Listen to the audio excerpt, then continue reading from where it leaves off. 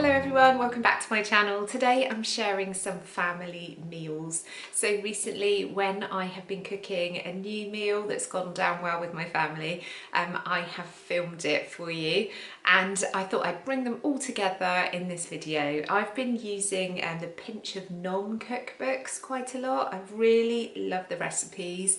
They're healthy. They've got different ideas, but also I found that they're quite cheap, and I need that at the moment because the cost of food in this country has really gone bananas. I have got some videos on my channel about saving money and saving money tips, so if you check those out, but if you would like to see more content than like that, then do leave me a thumbs up and leave me a comment so that I know. And with all that said, I'm going to get on with the recipes. First, I've got this bacon and leek macaroni cheese. I'm frying a leek for 10 minutes to soften, and then I've added 6 rashers of chopped bacon. This is a really good recipe for using bacon trimmings if you can get them from the supermarket. In a separate pan, I've made the cheese sauce with 2 tablespoons of cornflour, stirred into 500 millilitres of milk, and then allowed it to thicken up. I've also added a 1/4 teaspoon of mustard and 100 grams of grated cheese and mixed it in. I cooked some pasta in a pan for my husband and my 2 children, and then I've also cooked some gluten-free pasta for me, and then I've split the bacon mixture between them. I added the cheese sauce to both of the dishes and then topped them both with cheese. I cooked it in the oven for about 10 minutes just to brown the top. This was so delicious and the kids loved it. Don't worry about trying to follow or write down the recipe because I'll put them in the description box below. Next, I'm making I can't believe it's not butter chicken. In a pan, I'm frying up all of the vegetables, onion, garlic, plus some spices, garam masala, turmeric and a pinch of cinnamon. I've also added courgette, peppers and mushrooms. I then added a tablespoon of tomato puree, chopped tomatoes, the juice of half a lemon, ground almonds, some chicken stock, and stirred them in. This was simmered down for 10 minutes before adding 100 grams of cream cheese, which gave it a real smooth creaminess. I served this with rice. This was absolutely delicious. It was like a lightly spiced curry, which we all enjoyed. Next is bangers and mash pie, which is made with chicken sausages, so that's much healthier and a cheaper option than beef.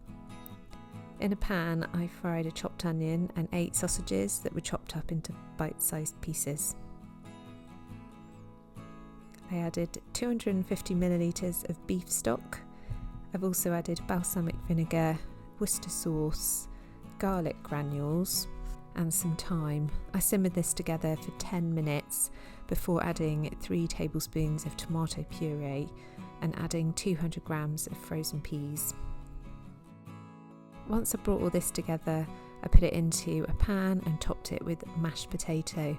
This was delicious. The mash was mixed with 1 egg, which made it really creamy. I baked it in the oven for 15 minutes at 200 degrees and served it with vegetables, and that was really delicious. Now I'm making stuffed pasta shells, which is great for freezing and batch cooking. I'm browning off 500 grams of turkey mince, and at the same time I'm boiling a large bag of jumbo pasta shells. To the turkey I've added chopped onion and some garlic. In a separate bowl I've got 300 grams of ricotta cheese, to which I've added the mince and then mixed it all together. I've added some spinach, so I buy this raw and I stick it straight in the freezer so I can add it to recipes like this. In a roasting pan, I spread some pasta sauce before stuffing the shells with the turkey mixture.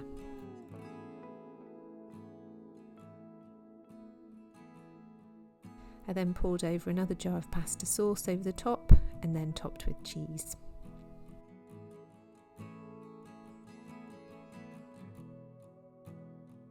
I baked this for 30 minutes until brown and served it with garlic bread, and this is absolutely delicious and I really recommend it.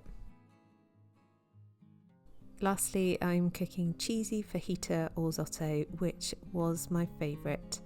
So I've cooked 500 grams of turkey mince in a pan with a chopped onion and 2 chopped peppers. I then added a minced garlic clove and 2 tablespoons of fajita seasoning and some tomato puree. I then stirred in 600 millilitres of chicken stock and 200 grams of orzo. I put a lid on it to cook for 20 minutes, but I took the lid off every now and again and gave it a stir. I think you could definitely make this with rice also for a gluten-free version. Once it was cooked, I added the juice of a lemon and 120 grams of grated cheese. I served this with nacho chips and soured cream, and it was the best. These recipes were so delicious, so please let me know if you try them. It's so nice to have some new ideas. If you're new here, then please subscribe. Take care everyone, and I'll be seeing you soon. Bye.